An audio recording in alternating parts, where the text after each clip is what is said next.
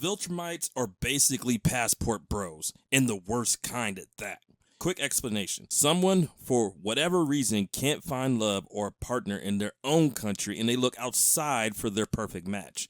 Now, and Viltrum seems to only produce men that go outside the planet to scratch that itch in the name of the Empire. Now, I will give you 4 reasons to convince you on why I think this is and why they end up aura farming and stealing all the ladies on different planets, just to put them in the most toxic form of a relationship known to their kind. Reason number 1. No Viltrum man can handle a Viltrumite queen in all of their glory. And I believe Nolan has stated that to some degree, the men and women there aren't compatible. Now, they're both strong and fierce, but there's a huge power play.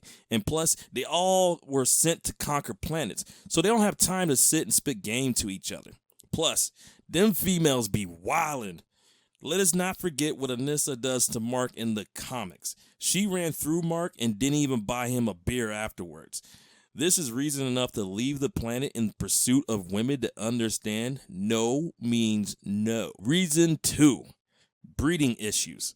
Now, it makes sense with there not being a lot of Viltrumites left, 50 at the start of the show, that one option for why they catch the latest flight to Thailand is because of possible birth defects. With 50 left, there's a good chance that most of them are loosely or closely related. Even though we aren't told this, we can assume that severe birth defects can happen if they mate with each other. Now, some could argue the birth defects could make them stronger, but they would look busted, and their culture has a strong stance on what species they can mate with and what type of results they can keep.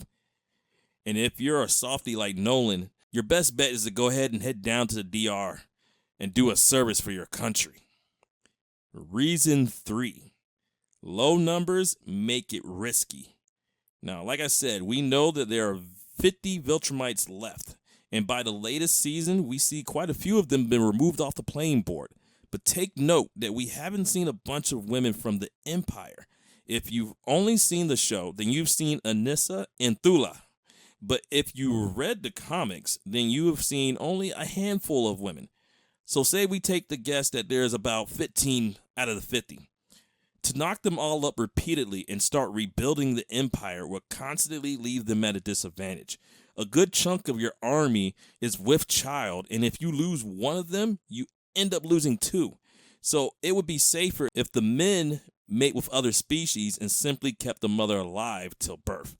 While the women could do this too while they're on other planets, but they would have to neutralize the threats there before giving birth or be at risk the whole time.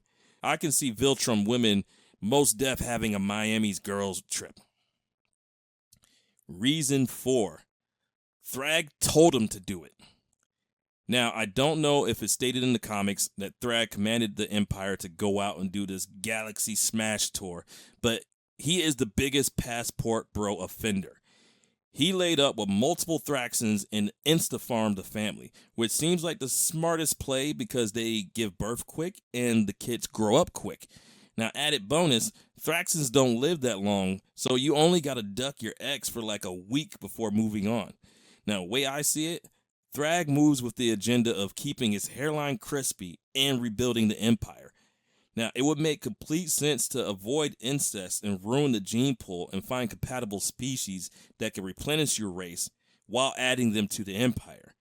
Now, could he be nicer about it? Sure. They can't all be sweethearts like Nolan and Mark that actually put a ring on it and make honest women of their pets. But running from planet to planet and setting up baby factories is wild work, especially when you enslave the mom and then take over the planet after. But what do you expect when Cecil allows open borders and let aliens steal American women away from us hardworking citizens?